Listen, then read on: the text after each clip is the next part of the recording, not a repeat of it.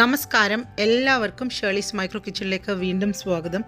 ഇന്ന് നമുക്കൊരു സിനിമ കാണാം. പക്ഷേ സിനിമയും തിയേറ്ററും ഒക്കെ നമുക്ക് മിസ് ചെയ്തിട്ട് കുറേ നാളുകളായി. അതിൻ്റെ ഒപ്പം നമ്മുടെ പോപ്കോണും. സിനിമ കാണുമ്പോൾ പോപ്കോൺ കഴിച്ചിട്ട് തന്നെ സിനിമ കാണണമെന്ന് ഇഷ്ടമുള്ളവർ ആരൊക്കെയുണ്ട്? ഒന്ന് കമൻറ്റ് ചെയ്തേക്കണേ. എനിക്കാണെങ്കിൽ ഇൻ്റർവെല്ലിൽ കഴിഞ്ഞാൽ ഉടൻ തന്നെ താഴെ പോയി ആരെങ്കിലും പോപ്കോൺ വാങ്ങിക്കൊണ്ട് വന്നില്ലെങ്കിൽ ഒരു സമാധാനം ഉണ്ടാവില്ല. ഏറെക്കുറെ എല്ലാവരും അങ്ങനെയാണെന്ന് തോന്നുന്നു. അപ്പോൾ നമുക്ക് വീട്ടിലിരുന്നും TV കണ്ടും ആ ഫീലൊക്കെ തിരിച്ചു കൊണ്ടുവരാൻ പറ്റും. അപ്പോൾ നമ്മുടെ കയ്യിൽ എന്തായാലും ഒരു പാക്കറ്റ് പോപ്കോൺ വേണം. വളരെ ഈസി ആയിട്ട് അതെങ്ങനെ വീട്ടിൽ പ്രിപ്പയർ ചെയ്യാമെന്നാണ് നമ്മളിവിടെ നോക്കുന്നത്.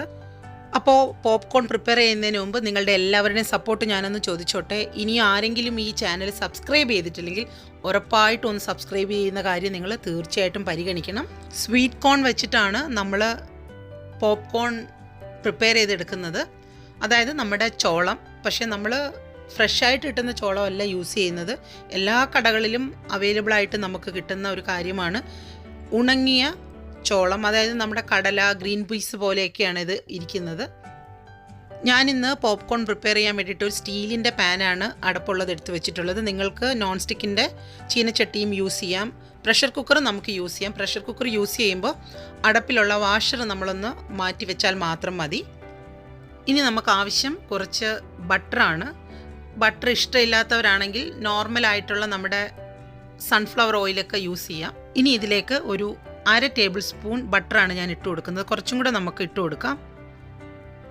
അയ്യോ, കുറച്ച് കൂടിപ്പോയോ എന്നൊരു സംശയം, കൈവിട്ട് പോയി. സാരമില്ല. ബട്ടർ നല്ല ടേസ്റ്റാണ് നമ്മുടെ പോപ്കോണിന് തരുന്നത്. എപ്പോഴും ഓയിലിനേക്കാളും ടേസ്റ്റ് ബട്ടറിൽ പോപ്കോൺ പ്രിപ്പയർ ചെയ്യുന്നത് തന്നെയായിരിക്കും. ഇനി ബട്ടർ അലർജിയൊക്കെ ആയിട്ടുള്ള ആൾക്കാർക്ക് നോർമലായിട്ടുള്ള ഓയിൽ യൂസ് ചെയ്യാം. ഇപ്പോൾ ബട്ടർ ഉരുകി തുടങ്ങിയിട്ടുണ്ട്.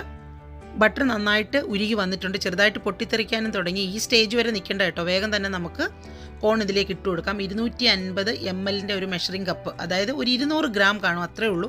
ഒരുപാട് കുത്തി നിറച്ച് നമുക്ക് ഇടണ്ട. ഇനി ഇത് നമുക്ക് ചെറുതായിട്ടൊന്നിങ്ങനെ ഇളക്കി കൊടുക്കാം. അപ്പോൾ ബട്ടറുമായിട്ട് ഈ കോൺ നല്ലതായിട്ടൊന്ന് മിക്സായി കിട്ടും. ഒരു മീഡിയം സൈസ് തീയൊക്കെ വരുന്ന ഒരു ബർണറിലായിരിക്കണം നമ്മുടെ ഈ പോപ്കോൺ പ്രിപ്പയർ ചെയ്യാൻ പോകുന്ന പാൻ വെക്കേണ്ടത്. വലിയ ബർണറിലൊന്നും വെക്കണ്ട. അപ്പോൾ ഒരുപാട് വലിയ ഹൈ ഫ്ലെയിം വരും. അപ്പം ഏതൊരു അടുപ്പിലാണോ വെക്കുന്നത് അതിൻ്റെ ഹൈ ഫ്ലെയിമിൽ തന്നെയാണ് ഇപ്പോൾ നമ്മുടെ പോപ്കോൺ ഇരിക്കുന്നത്. ഒരു 3 മുതൽ 4 മിനിറ്റ് വരെ ഇങ്ങനെ വറുക്കേണ്ടി വരും. ഇനി ഇതിലേക്ക് നമുക്ക് ആവശ്യത്തിനുള്ള ഉപ്പ് ചേർത്ത് കൊടുക്കാം. ഈ സോൾട്ടഡ് ബട്ടറൊക്കെയാണ് യൂസ് ചെയ്യുന്നതെങ്കിൽ ഉപ്പൊന്ന് നോക്കി ഇട്ടാൽ മതി. ഞാനിപ്പോൾ ഒരു 1/4 ടീസ്പൂണാണ് ഇട്ടത്. വേണമെങ്കിൽ നമുക്ക് കുറച്ചും കൂടി ഇടാം. അത് ഉപ്പൊക്കെ അവരവരുടെ ഇഷ്ടത്തിനനുസരിച്ച് ചേർക്കാമല്ലോ.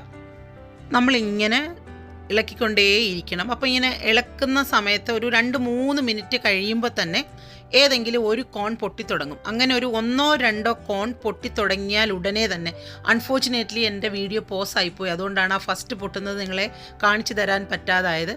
അങ്ങനെ പൊട്ടുന്ന ആ സ്റ്റേജിൽ തന്നെ ഏത് അടുപ്പിലാണോ വെച്ചേക്കുന്നത് ആ അടുപ്പിൻ്റെ തീ ഏറ്റവും അങ്ങ് ലോയിലോട്ട് അങ്ങ് മാറ്റിയിട്ടേക്കണം. ആ ചൂടിലിരുന്നിട്ട് പിന്നീട് നമ്മുടെ ഈ പോപ്കോൺ ഫുള്ളിങ്ങനെ പോപ്പ് ചെയ്ത് വരാൻ തുടങ്ങും.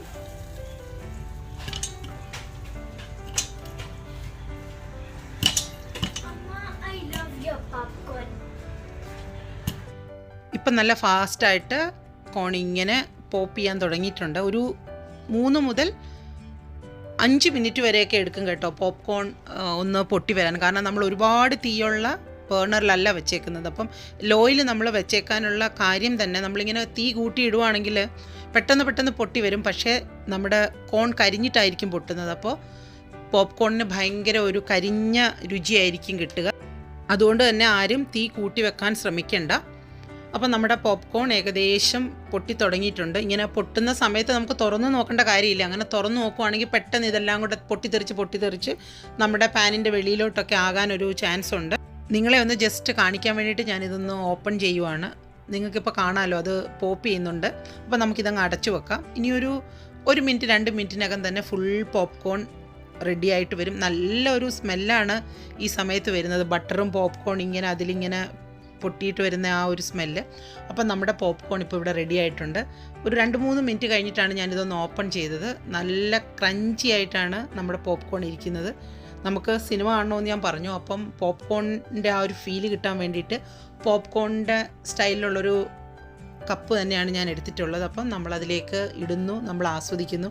അപ്പോൾ നിങ്ങൾക്ക് എല്ലാവർക്കും ഇനി പോപ്കോൺ പ്രിപ്പയർ ചെയ്ത് ഇഷ്ടമായി കാണുമെന്നാണ് ഞാൻ പ്രതീക്ഷിക്കുന്നത്. അപ്പോൾ എല്ലാവരും ഇതൊന്ന് ട്രൈ ചെയ്ത് നോക്കാം.